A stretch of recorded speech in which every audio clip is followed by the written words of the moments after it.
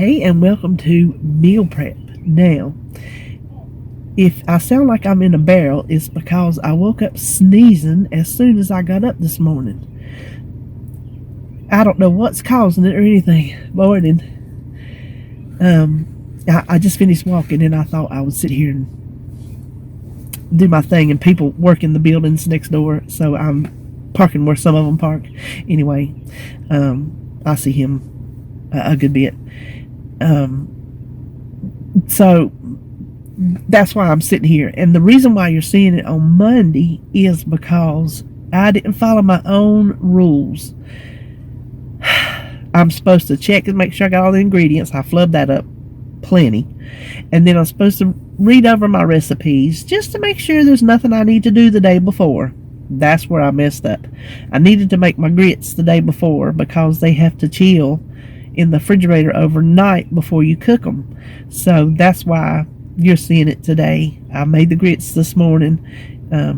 What it is I'm calling them southern fried cheesy bacon grits because that's what they are. They're down here in the South, we congeal them. That's what you're doing. You're just congealing them. You're letting them sit up. Then you slice them and fry them. Oh, good. Then for lunch, I did a beef stew. Now, I was going to do it in the crock pot. And then I'm like, oh, I do not feel like filming at night, right? On Sunday, because I wanted to get it done. Well, then it dawned on me about the grits. I'm like, well, you got to wait till Monday for the grits. So just put the beef stew in the crock pot and let it cook overnight, and then it'll be ready Monday morning. Well, come Sunday night, I wasn't feeling Saturday night. Saturday night. Saturday night, I wasn't feeling peeling no taters, none of that. So that's how it come to be in the Instant Pot. Now it makes the we'll talk about it, but it makes the taters get all soft, and they go in about like a gravy. But you know what? I like taters like that. Growing up, Mama used to stew taters for supper, and they would get down to where they were almost just tater gravy. Oh, I love it. And of course, we put gobs of butter on it. So it doesn't bother me that they like melt into it. What you could do, well, we'll talk about it in the video. And then for dessert, the Crustless pineapple pie, I'm calling Crustless pineapple custard pie because it is just basically an egg custard with pineapple. And it turned out really good. Now, it's not as sweet as some of you might like, so you would adjust the sweetener to your taste. And that's what we're having this week. So, excuse me, I guess I'll be doing this the rest of the day. I don't know. So I hope you have a good week. I hope you stay on plan, whatever plan you're doing. It don't matter. It don't matter what plan you're doing. I hope you stay on it. And I hope you have a good week. And let's go start cooking. To start our grits, we're going to bring up to the bowl 4 cups of water, and I'm adding in 1.5 cups of quick grits. Now, they say you ain't Southern if you don't use regular grits. Well, I'm here to tell you I'm Southern as the day is long. I eat instant grits, I eat quick grits, I eat regular grits. The only one I don't like is stone ground grits. So you use whatever kind of grits you like. But we're going to cook these 5 or 6 minutes. I turn the heat down there until they're nice and thick. Now, taste them for salt. You can salt your water, which I did, and it wasn't enough, so I tasted them. And they definitely needed more salt because grits do take a lot of salt. So get that all stirred in. Now for the butter, I'm using this light. I can't believe it's not butter. And I'm going to use 4 tablespoons. And we're going to stir that in until it melts. For the cheese, I'm using Cabot 75% light. Shredded cheddar cheese is 4 ounces. Whatever cheese you use, you just count your own points. And we just want to stir that in until it gets good and melted in. We don't want any big chunks or shreds left. And the bacon I'm using is my favorite quick bacon. It's the Great Value fully cooked. I'm using 8 slices. That's what I had left, so that's what I'm using. I figured, well, hey, I'm going to get 8 servings. That's a slice of servings, so it works for me. And then we just want to stir that in until it's really well mixed in.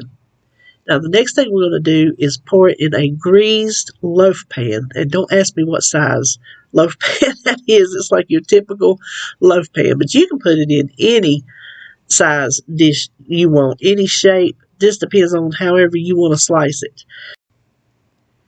You just want to be sure that you pack it in really good. You don't want any air pockets down in there. You don't want to have any when you slice it to fry it, you don't want any holes like where there were any air bubbles. Now, to cover it, put a piece of paper towel down first, and when I uncover it, you're going to see why I suggest you do that. And then just cover it with plastic wrap or foil.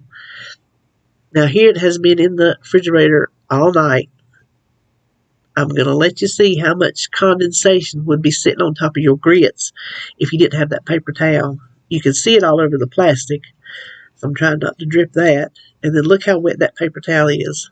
All that water would be sitting on top of your grits.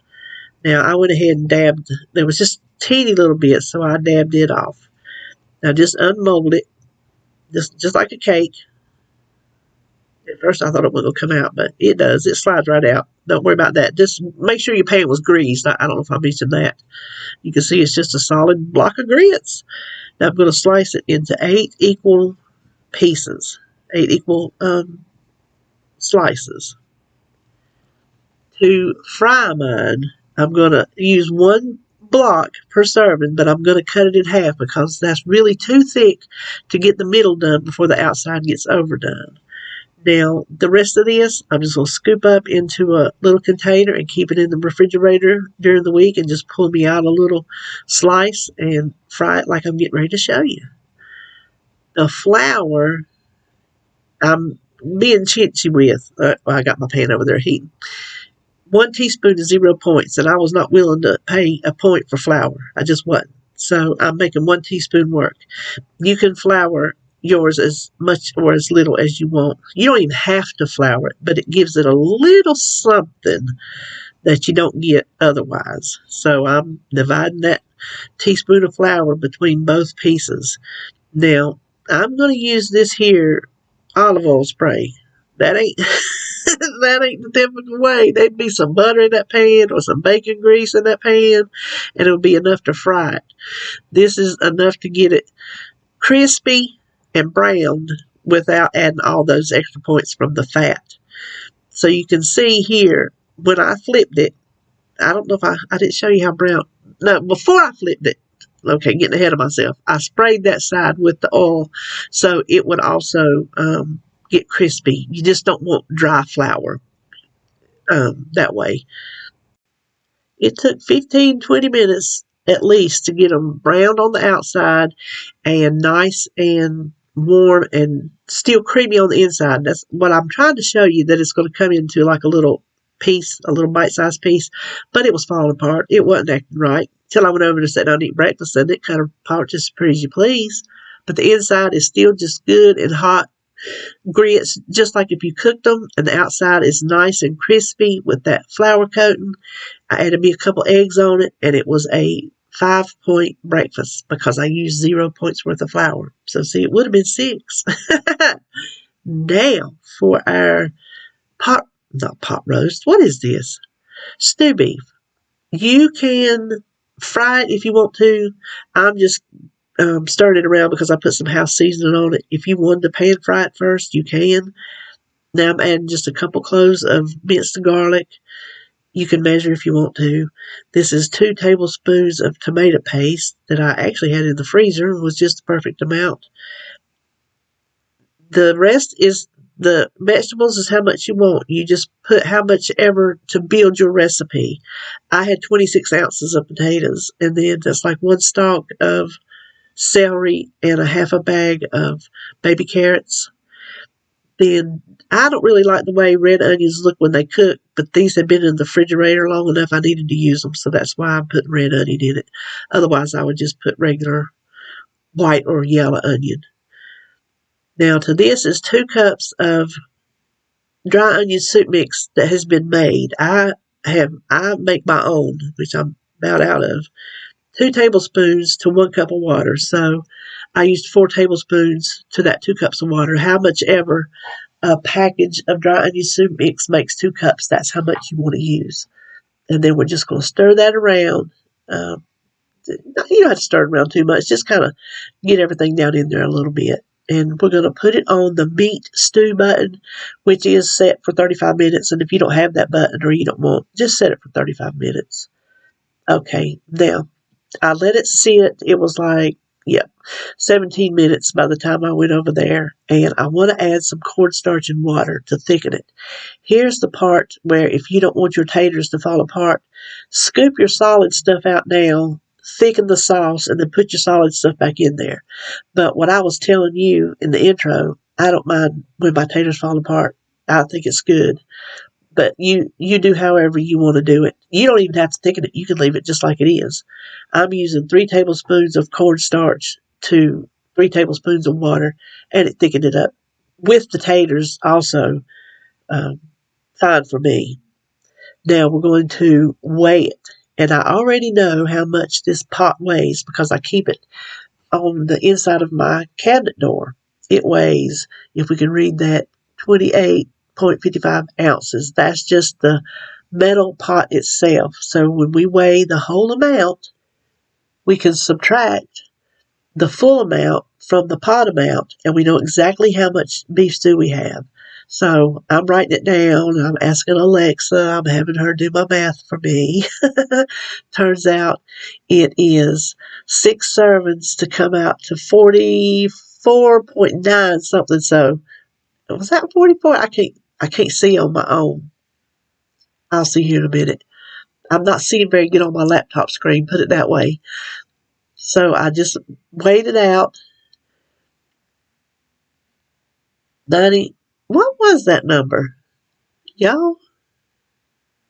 Maybe it was 144, 150, 149. This is ridiculous. Anyway, you'll see the number there. Your number's going to be different. Your number's not going to be my number anyway, so don't follow my number. Your number is whatever yours weighs. Okay, so I went ahead and divided all those out, and David, he had a big bowl left.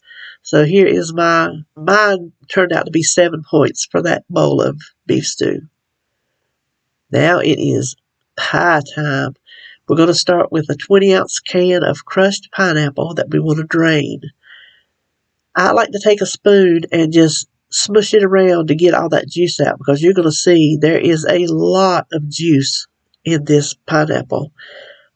I had to dump it out because the strainer set so far low, it set in the juice, and that just kind of negates all the hard work you just put in. So just slide it over to the side because we're going to make the batter.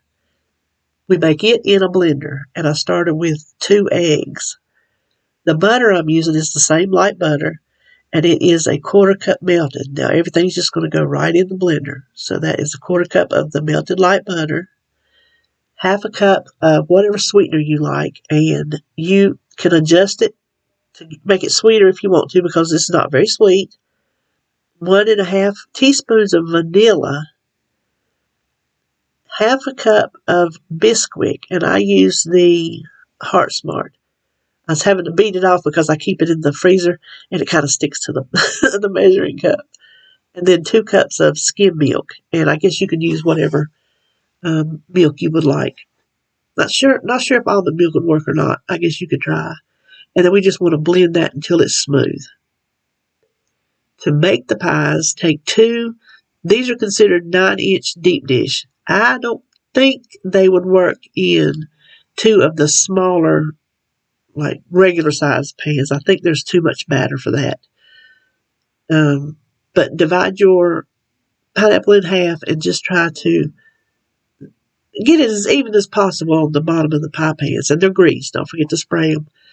Now, I did end up with about 3 cups of batter, and so I divided that evenly over the top of the pineapple between the 2 pie plates. These are going to bake at 350 for, start looking at them at 30 minutes, and then go in 5 minutes after that. This has been 35 minutes, and we're checking to see if the knife comes out clean, if we need to push them back in there or not. I think that looked clean to me, so I considered them done at 35 minutes. Now, I let them cool on the counter long enough. See, I jiggled it just to make sure. Long enough where I could handle it.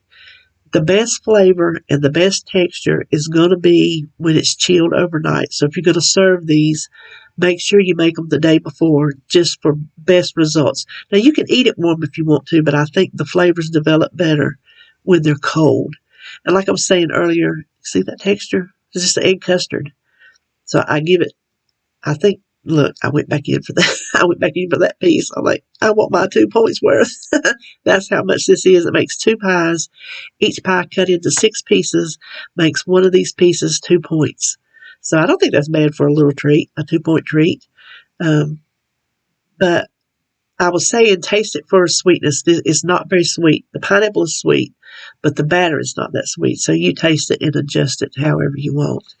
And so that is it for my meal prep. I going in for another bite. That's it for my meal prep. I hope everybody has a great week, and I will see you on my next video.